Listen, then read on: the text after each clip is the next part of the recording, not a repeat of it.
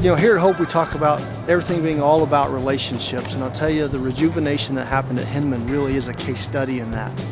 It started through having just a relationship with a local school and another organization serving that school, and that school was built in 1986. The principal shared with us that, you know, having only been renovated one time, and when they did it, they painted the entire inside of the school blue. From floor to ceiling, it was blue.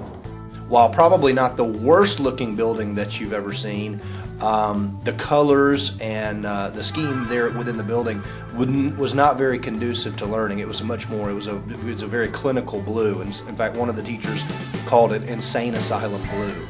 That school has about 67% of its students qualify for free or reduced lunch, but it doesn't quite meet Title I standards, so it doesn't have any additional funding. That means anything and everything extra that's done at the school is on the shoulders of the staff or community partners.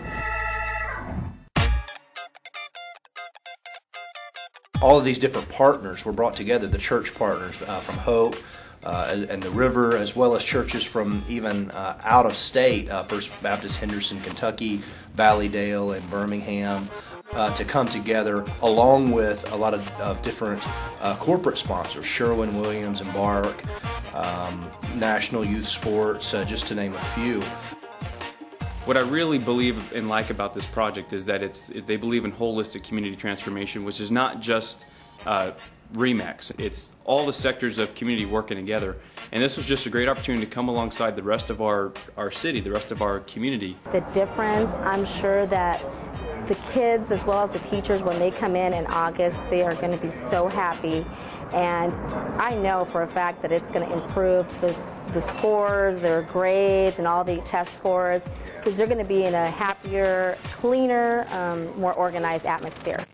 You know, it's really kind of funny because when you first start something like this, you got to convince people like, hey, can you take some time out of your schedule?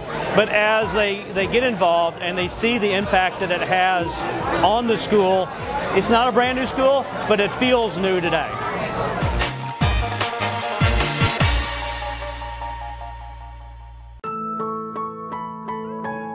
In the end, we had about 260 volunteers that donated over 4,100 hours of volunteer time. All of them came together because they saw that something of strategic significance making a difference in a local school that, for all intents and purposes, had been forgotten.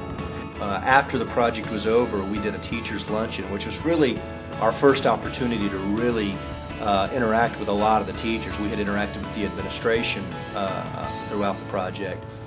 On that day, at least half a dozen teachers came up to me, and I know a bunch of different ones came up to other people and said, you know, we've been here in this really difficult school and we felt like nobody cares, and we've been on the verge of giving up, but now we know somebody cares. I think they can do one more year.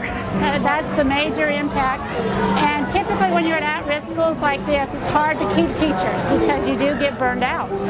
And you need someone to come in and do something like this. It means so much to me to know that people on the outside do care about children. It tells me and it gives me a belief that there are still people out there that like to give, not get.